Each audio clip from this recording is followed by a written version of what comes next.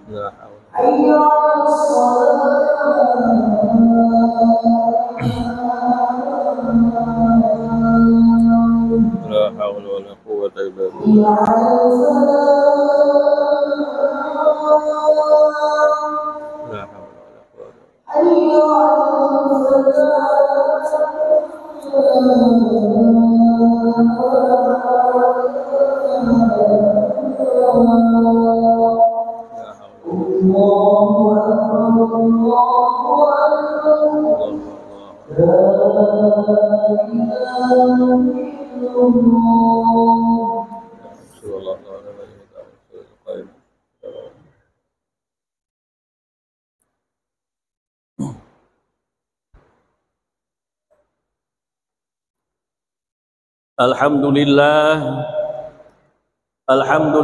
nahmaduhu wa nasta'inuhu wa nastaghfiruh wa na'udzu billahi min shururi anfusina wa min sayyiati a'malina may yahdihillahu wa may yudlil hadiyalah asyhadu an la ilaha illallah wa asyhadu anna sayyidana wa nabiyyana Muhammadan abduhu wa rasuluh. Allahumma salli wa sallim ala sayyidina Muhammad wa ala alihi wa man tabi'ahum bi ihsanin illa yaumiddin. Amma ba'du fa ya ibadallah ittaqullaha haqqa tuqatih wa la tamutunna illa wa antum muslimun. Qala Allah ta'ala fil Qur'anil Karim, A'udzu billahi minasyaitonir rajim. Bismillahirrahmanirrahim. Ya ayyuhan nasu taqu rabbakumul ladzi khalaqakum min nafsin wahidah wa khalaqa minha zawjaha wa bassa minhuma rijalan katsiran wa nisaa'a wattaqullaha alladzi tasaaluna bihi wal arham innallaha kana 'alaikum raqiba. Saudara-saudara kaum muslimin, sidang Jumat yang mulia, dalam keadaan bersih dan suci di tempat mulia dan agung, pada saat hati kita tertuju kepada Allah, jiwa kita tenang dan tenteram, pikiran kita terbebas dari berbagai macam masalah dan kesulitan, sambil duduk bersimpuh menghadap Allah, mata dan hati ke hadiratnya. Marilah dalam kesempatan yang sangat mulia ini kita bersama-sama meningkatkan iman dan takwa kepada Allah Subhanahu wa ta'ala, karena hanya dengan bekal iman dan takwa itulah yang memastikan hidup kita selamat dunia dan akhirat. Kaum muslimin, sidang Jumat yang mulia, mengawali khutbah Jumat pada kesempatan yang mulia ini, terlebih dahulu kami ketengahkan sebuah kisah untuk menjadikan atau untuk dijadikan sebagai pelajaran bagi kita semua. Dikisahkan ada seorang lelaki menjual budak. Lalu dia berkata kepada calon pembelinya, dia tidak mempunyai cacat kecuali dia seorang pengadu domba. Tetapi pembeli itu mengabaikan aib itu dan tetap membelinya. Budak itu tinggal di rumahnya beberapa hari. Kemudian dia berkata kepada istri tuanya, sesungguhnya suamimu tidak mencintaimu dan ingin mencari istri selain kamu. Apakah kamu ingin dia mencintaimu lagi? Wanita itu menjawab, tentu saja. Si budak berkata kepadanya, ambillah gunting dan potonglah rambut jenggot bagian bawahnya ketika dia sedang tidur. Kemudian dia mendatangi sang suami seraya berkata, sesungguhnya istrimu senang dengan lelaki lain dan ia ingin membunuhmu. Apakah kamu ingin tahu hal itu? Sang suami menjawab, iya. Dia berkata, berpura-puralah kamu tidur sampai dia datang. Maka dia pun berpura-pura tidur. Lalu datanglah istrinya dengan membawa gunting untuk memotong rambutnya. Sang suami mengira bahwa istrinya akan membunuhnya. Lalu dia merebut gunting itu dan membunuh istrinya. Kabar kematiannya sampai ke pihak keluarga istri. Datanglah keluarga wanita itu dan membunuh suaminya. Datang pula keluarga suami dan menyerang mereka hingga terjadilah peperangan antara kedua keluarga ini. Kisah di atas layak kita ambil pelajaran dan hikmah di dalamnya. Budak dalam kisah ini adalah pelaku dari adu domba yang memecah belah persatuan antara pasangan suami istri, bahkan antara kedua belah keluarga. Dari lisannya yang kotor, keluarga yang mulanya hidup harmonis berubah menjadi keluarga yang saling bermusuhan, saling membunuh sesamanya. Kita harus waspada dengan kondisi seperti ini. Di mana-mana aktivitas adu domba kerap terjadi. Kendati itu adalah trik yang sangat murahan, tapi tidak mudah bagi kita untuk mengenali modusnya. Bahkan seringkali kita terkecoh. Terkadang baru kita sadari saat nasi sudah menjadi bubur. Karenanya memecah belah masyarakat selalu menjadi senjata andalan bagi provokator, lengkap dengan mata panahnya yang semakin hari semakin runcing dan sangat mematikan. Allah mengingatkan kepada kita dalam surah Al-Qalam 10-13. A'udzubillahi minasyaitonir rajim. Wala tuti' khallafin muhin. Hammazin masya'in binamin. Manna'in li khairin muqtaridin asim. Uqullin biqadarin jalika za'in. Yang artinya, janganlah engkau patuhi setiap orang yang suka bersumpah dan suka menghina, suka mencela, yang kian hari menyebabkan fitnah,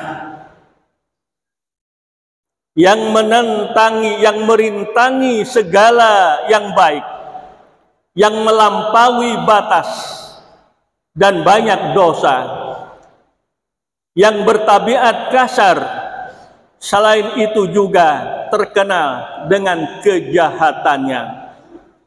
Ma'asyiral muslimin rahimakumullah, di zaman Nabi Muhammad SAW nyaris saja terjadi pertempuran darah antara kabilah Aus dan kabilah Khazraj.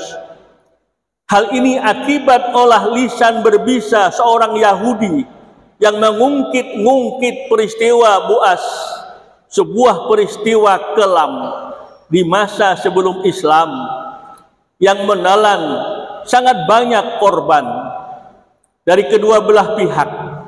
Beruntung Rasulullah cepat-cepat memadamkan api permusuhan yang dicoba oleh si Yahudi tersebut.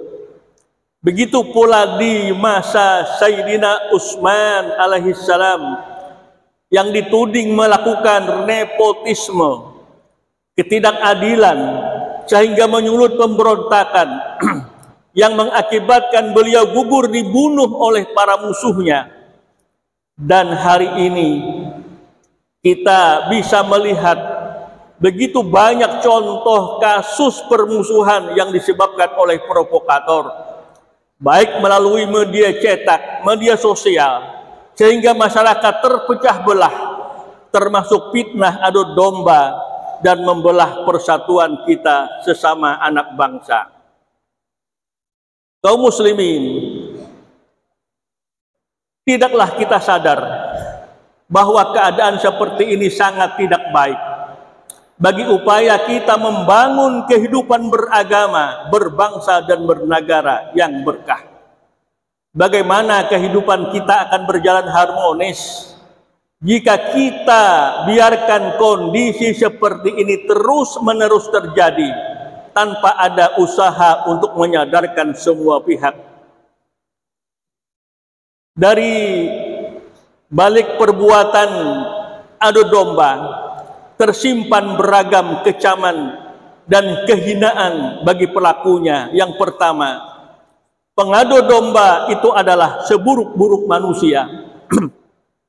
Sebagaimana Rasulullah bersabda, seburuk-buruk manusia adalah jul wajhain, orang yang bermuka dua. Yaitu orang yang ketika di tengah sekelompok orang dia menampakkan suatu wajah, namun di tengah sekelompok yang lain dia menampakkan wajah yang lain. Hadis Bukhari Muslim. Hadis lain Rasulullah bersabda, maukah engkau kukabarkan kepada kalian wahai orang-orang yang terbaik? Para sahabat menjawab, mau wahai Rasulullah. Rasulullah bersabda, orang-orang yang apabila dilihat membuat ingat kepada Allah. Beliau bersabda, maukah aku beritahu engkau siapakah orang yang terburuk? Para sahabat menjawab, mau ya Rasulullah. Beliau bersabda, orang yang berjalan mengadu domba, menceraikan orang-orang yang saling mencintai dan menyusahkan orang-orang yang tidak berdosa. Hadis riwayat Ahmad. Ma'asyiral muslimin rahimakumullah, keburukan yang kedua dari adu domba adalah penyebab terjadinya pertentangan, pergaduhan, permusuhan, percekcokan di antara manusia. Menjadi provokator yang menyobek-nyobek persaudaraan sama halnya menjadi kaki tangan syaitan. Semakin banyak manusia yang bermusuhan karena ulahnya, semakin ia disayang oleh syaitan. Padahal syaitan adalah musuh kita yang nyata. Kaum muslimin, sidang Jumat yang mulia dan yang ketiga, akibat dari adu domba adalah turunnya siksa kubur bagi pelakunya.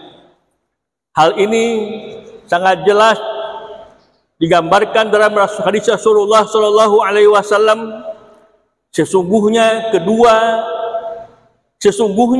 keduanya sedang disiksa dalam kubur, dan keduanya disiksa bukan karena suatu yang besar, Yang satu disiksa karena tidak berlindung di saat kencing, sementara yang satunya suka mengadu domba. Kemudian beliau mengambil sebatang dahan kurma yang masih basah. Beliau lalu membelah menjadi dua bagian, kemudian mentancapkannya pada masing-masing kubur tersebut. Para sahabat pun bertanya, "Wahai Rasulullah, kenapa engkau lakukan ini?"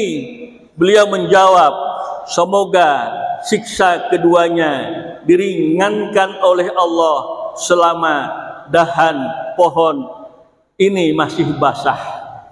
Hadis ini menjadi landasan, menjadi pedoman, menjadi pelajaran bahwa mengadu domba adalah perbuatan haram.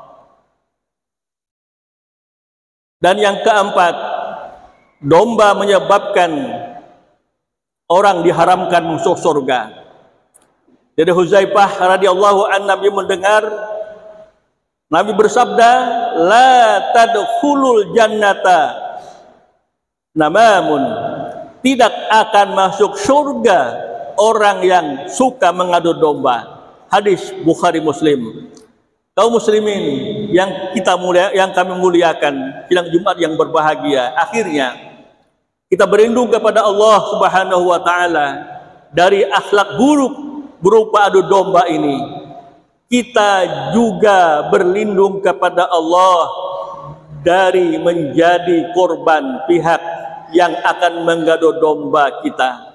Karena kita sejatinya adalah manusia yang diberi akal untuk berpikir, bukan sekawanan domba yang mudah dipermainkan.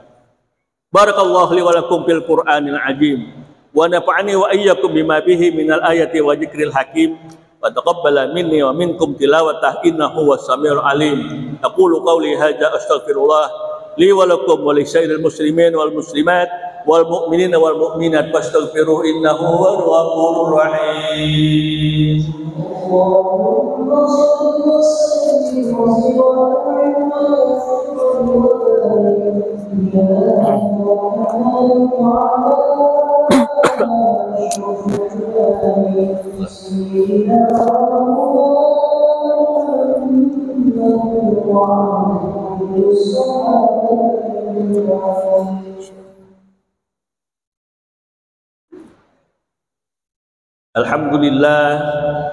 Alhamdulillah nahmaduhu wa nasta'inuhu wa nastaghfiruh wa na'udzu billahi min syururi anfusina wa min sayyiati a'malina. May yahdihillahu fala mudhillalah wa may yudlil fala hadiyalah. Asyhadu an la ilaha illallah wa asyhadu anna sayyidana Muhammadan 'abduhu wa rasuluhu nabiyya ba'dah. Allahumma salli wa sallim wa barik ala sayyidina Muhammad wa ala alihi wa ashabihi ajma'in. Ya ayyuhal muslimun ittaqullaha haqqa tuqatih wa la tamutunna illa wa antum muslimun. Qala ta'ala fi kitabihil azim, innallaha wa malaikatahu yusalluna 'alan nabi ya ayyuhalladzina amanu sallu 'alaihi wa sallimu taslima. Allahumma ighfir lil mu'minina wal mu'minat wal muslimina wal muslimat al ahya'i minhum wal amwat innaka sami'un qaribun mujibud da'awat ya qadiyal hajat wa ya kafiyal Muhammad birahmatika ya arhamar rahimin. Rabbana atina fid dunya hasanah wa fil akhirati hasanah wa qina adzaban nar. Ibadallah innallaha ya'muru bil wal ihsan wa ita'il qurba wa yanha 'anil fahsya'i wal munkar wal baghi ya'idzukum la'allakum tadhakkarun. Fazkurullaha yazkurkum was'aluhu min fadlihi yu'tikum wa la dzikrullahi akbar. Aqimus shalah.